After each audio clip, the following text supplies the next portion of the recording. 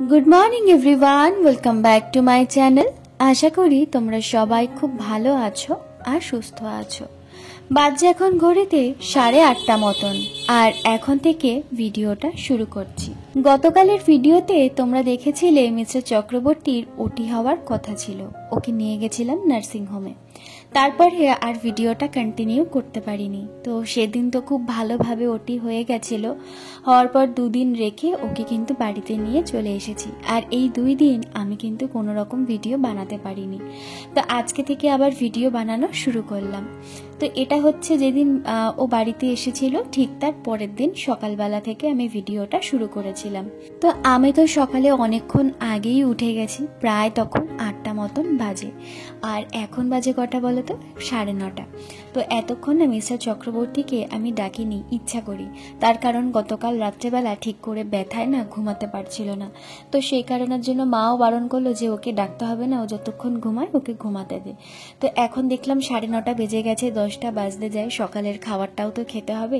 এই শরীর খারাপ বা অসুস্থ থাকলে তো টাইম টু টাইম খাওয়া দাওয়া করাটা খুবই দরকার। তারপর সকালবেলা ওর ওষুধ আছে।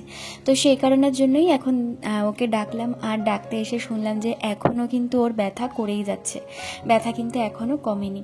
তো সেই কারণের জন্য ওকে একটু কষ্ট করে টেকে তুললাম। তাই বললাম যে চলো একটুখানি ফ্রেশ হয়ে নাও, ফ্রেশ হয়ে নিয়ে তোমাকে আমি খাইয়ে দিচ্ছি, খেয়ে দিয়ে তুমি মেডিসিনটা খেয়ে আবার শুয়ে থাকো, দেখো ব্যথা আস্তে আস্তে কমে যাবে। তো এখানে দেখে বুঝতেই পারছো যে ওর মানে কতটা কষ্ট হচ্ছে। আর সত্যি এই সময়টা কিন্তু প্রচণ্ড হাঁটাচলা করতে খুবই কষ্ট হচ্ছিল। প্রথমে জানো তো আমি ওকে বলেছিলাম যে তোমাকে উঠে যেতে হবে না, আমি ব্রাশটা এনে দিচ্ছি, এখানে আমি ব্রাশ করিয়ে দিচ্ছি। তবে ও না রাজি হলো না, বললো না আমি নিজে বাথরুমে যাব, ফ্রেশ হব, ওখানে দাঁড়িয়ে আমি ব্রাশ করব, তুমি আমাকে নিয়ে চলো শুধু। তো ওদিকে ও ব্রাশ করছে, আর এর মধ্যে আমি চলে আসলাম বাসি বিছানাটা গুছিয়ে নেওয়ার জন্য। এরপরে ও আবার এসে একটুখানি শোবে অথবা বসবে। তো বাসি বিছানাটা তো অনেক বেলা পর্যন্ত পড়ে থাকবে, তো ওইটুকুনি টাইমের মধ্যে আমি চলে আসলাম এই বিছানাটা গুছিয়ে নেওয়ার জন্য। আর এই বিছানাটা গুছিয়ে এখন বাসি ঘরটা একটু ঝাড় দিয়ে নেব। সকালবেলা না এই ঘরটা ঝাড় দেওয়া হয়নি, তো সেই কারণের জন্য ভাবলাম বিছানাটা তুলে একেবারে ঘরটা ঝাড় দিয়ে পরিষ্কার করে ফেলি। আর বেলায় যেরকম ঘরটা গোছাতে হয় সেরকম ভাবে না হয় গুছিয়ে দেবো। তবে জানো তো মা কিছুই করতে দিচ্ছে না, যাই করতে যাই তাই বলছে না তুই রাখ, আমি করে দেবো, আমার এই হাতের কাজটা শেষ হয়ে গেলেই আমি ওই কাজটা করব। হাত থেকে জিনিসপত্র কেড়ে নিচ্ছে, কিছুতেই কাজকর্ম করতে দিচ্ছে না। মার একই কথা, ওখানে তো তুই করিসই, এখানে এসছিস কটা দিনের জন্য একটুখানি ঘুরতে, একটু তুই রেস্ট নিয়ে নে, ওখানে গেলে তো তারপর আমি আর থাকবো না, তখন তো তোকে করতেই হবে। মায়েরা বুঝি এইরকমই হয়। তবে আমারও না ইচ্ছে করে যে মায়ের হাতের কাজগুলো তাড়াতাড়ি হয়ে যাক, মাও একটু ফ্রিলি বসুক, মামার সাথে একটুখানি গল্প করুক, আমারও ইচ্ছে করে। তো সে কারণের জন্য মাকে বলি কি তোমার যতটা সম্ভব তুমি করো, আর এক্সট্রা কাজগুলো আমি করে দিচ্ছি। এই ঘরটা গোছানো, ঘরটা ঝাড় দিয়ে দেওয়া, আমাদের বেলায় না আরও একবার ঘরটা ঝাড় দিয়ে মা একটুখানি মোছে, তো সেই ঘরটা ঝাড় দিয়ে ঘরটা মুছে দেওয়া, এই টুকটাক কাজগুলো আমি মাকে একটুখানি করে দিতে চাই। তবে সেগুলোও না ঠিক করে করতে দেয় না, সেই জোর জবরদস্তি করে আমাকে করতে হয়। তো যাই হোক, এখানে অনেক কথাই বলে ফেললাম। সকালবেলা উঠে আমি এখনো কিছু খাইনি জানো তো, আমিও থাইরয়েডের ওষুধ খেয়েছি, তো প্রায় 1 ঘন্টা মতন কিছু খেতে পারবো না।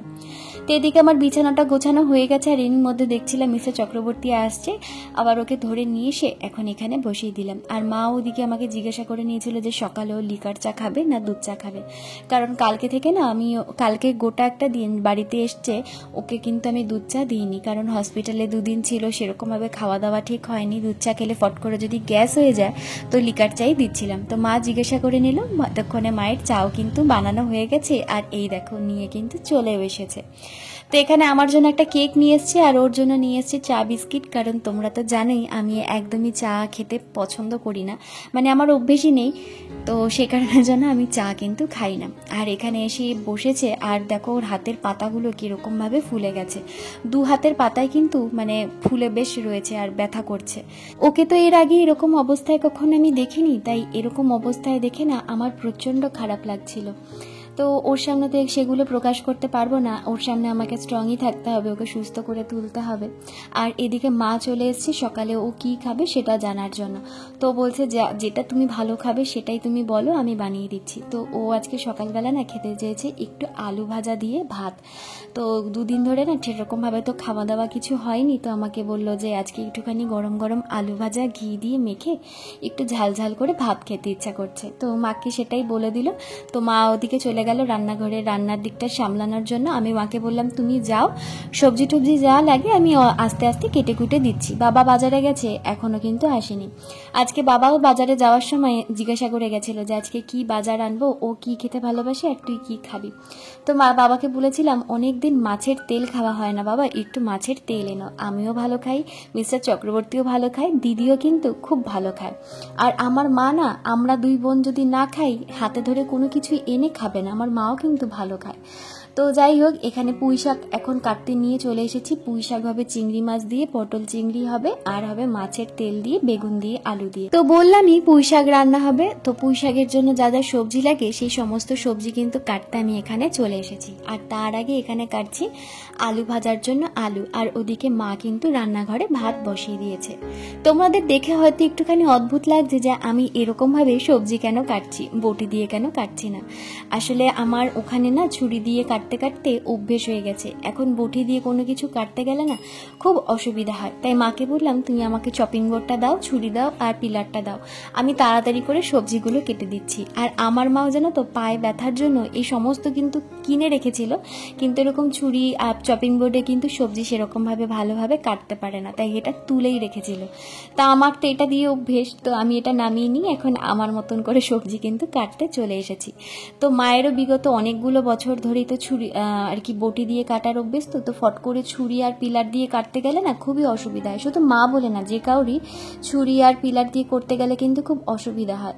আর আমার তো এটা ওর অভ্যেস হয়ে গেছে, আমার এখন বটি দিয়ে কাটতে কিরকম একটা অসুবিধা হচ্ছে, মানে আলু বটি দিয়ে ছুলতে যতটা টাইম লাগে তার থেকে কম সময় আমি পিলার দিয়ে ছুলে দিই।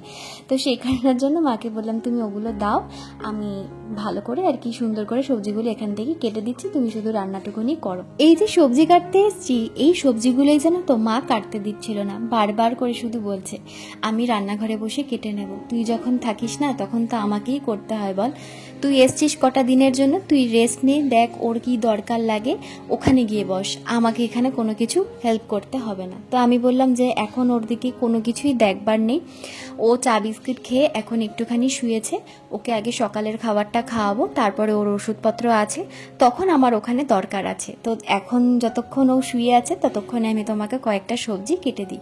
তাও বলছে তুই শুধু এইটুকুনি সবজি কাট, আর কিচ্ছু কাটতে হবে না, বাদবাকি সবজি আমি রান্নাঘরে বসে কেটে দেবো। ওই দেখো বলতে বলতেই চলে এসেছে। তো কিছুতেই তো আমাকে কাটতে দিচ্ছিল না, তো ওদিকে পুঁই শাকের জন্য যা যা লাগে আমি কেটে দিয়ে রান্নাঘরে এসেছি রাখতে। এর মধ্যেই দেখলাম মা কিন্তু আলু ভাজা বসিয়ে দিয়েছে, আর এখানে আমার জন্য মিস্টার চক্রবর্তীর জন্য ডিম সিদ্ধ দিয়েছে। তো এদিকে মা আলু ভাজা করছে, আর আমি মাকে বললাম তুমি দাও, তোমার আলু ভাজাটুকুনি হতে হতে আমি আর যা যা সবজি আছে সেগুলো কেটে ফেলি।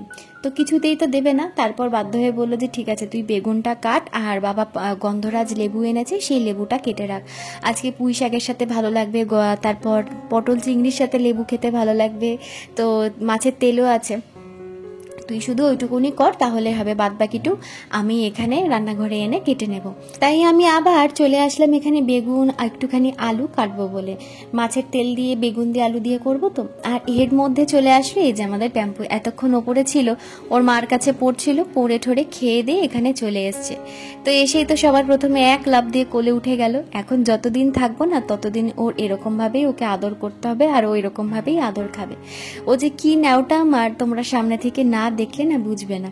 সারা দিন ওই স্কুলে যাবে আর পড়তে যাবে, ব্যাস, তারপরে সারা দিন ও আমার কাছে, আমাকে খাইয়ে দিতে হবে, আমার কাছে ও শোবে। তবে এখন তো আমার কাছে শুতে পাচ্ছে না, যেহেতু ওর তিতানের শরীরটা খারাপ, তো সেই কারণের জন্য ও বায়না করে ঠিকই, কিন্তু তারপর ওকে একটু ভালো করে বোঝালে বুঝেও আবার যায়।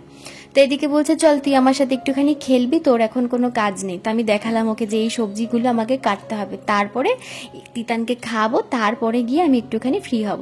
তুই আমাকে রান্নাঘর থেকে 4টে আলু এনে দে। এই দেখো মায়ের কাছ থেকে চেয়ে এনে 4টে আবার আলু এনে দিয়েছে আমাকে।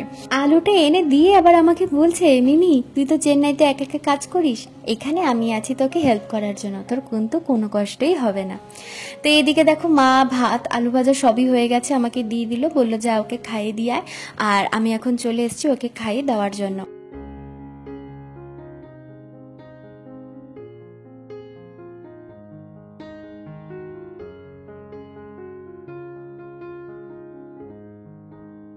এদিকে আমি ওকে খাওয়াচ্ছি আর পেছনে কিন্তু আমাদের প্যাম্পু দাঁড়িয়ে দাঁড়িয়ে বকবক করেই যাচ্ছে, আমি একটু ঘাটে আসবো, আমি একটুখানি বসবো এখানে। আর প্রথম দিন থেকেই জানো তো ওর মা ওকে বারণ করে দিয়েছিল যে তিতানের শরীর খারাপ, একদম কিন্তু এই ঘরে ঢুকবিও না, খাটে উঠবি না। তবে এখন ঘরে একটু ঢোকে, খাটে উঠতে গেলে জিজ্ঞাসা করে যে খাটে কি আমি একটুখানি উঠবো, এই কোনাটাই আমি একটুখানি বসে থাকবো। তো এতক্ষণ আর ঘরে ঢুকিনি, যেহেতু আমি এতক্ষণ ছিলাম না, তো যেই আমি এই ঘরে ঢুকেছি অমনি তখন ও আমাকে জিজ্ঞাসা করছে, মিমি আমি কি একটু খাটে উঠে তিতানের পাশে বসবো? তা আমি ওকে তাই দেখিয়ে দিলাম যে এই কোনাটাতে বসবি, আমি যতক্ষণ খাওয়াবো, আমি চলে গেলে কিন্তু আমার সাথেও চলে যেতে হবে। তাই দেখো ওখানে চুপ করে বসে আছে, নয়তো এক জায়গায় কিন্তু চুপ করে বসে থাকার মেয়ে ও নয়।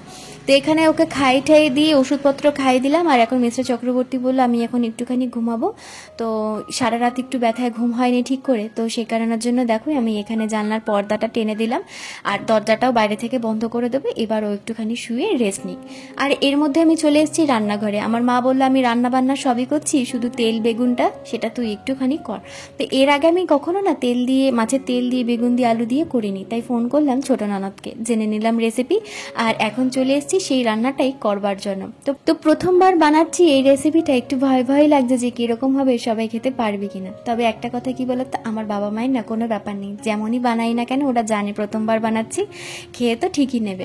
আর এদিকে রান্না করছি আর এদিকে প্যাম্পু সোনা চলে এসছে, ও গল্প করছে আমার সাথে আর আমাকে বলছে আমি তোর সাথে কথা বলছি আর তুই রান্না কর। তো ওদিকে আমি রান্না করছি আর মা এখানে বসে পড়েছে মিস্টার চক্রবর্তীর জন্য বেদানাটা ছাড়ানোর জন্য। তো সবাই তো অনেক ফল এনেছে, বদ্দি, শ্বশুর মশাই, তারপর আমার বাবা, সবাই আর কি অনেক ফল এনেছে, তার মধ্যে বেদানাটাই বেশি। তো বেদানাটাই এখন ছাড়ানো হচ্ছে, বেদানার রস ওকে করে দেওয়া হবে। তো চলো আজকের জন্য ভিডিওটা আমি এখানেই শেষ করে দিচ্ছি, দেখা হচ্ছে আগামীকাল নতুন আর একটা ভিডিও নিয়ে। ততক্ষণের জন্য সবাই সুস্থ থেকো, ভালো থেকো।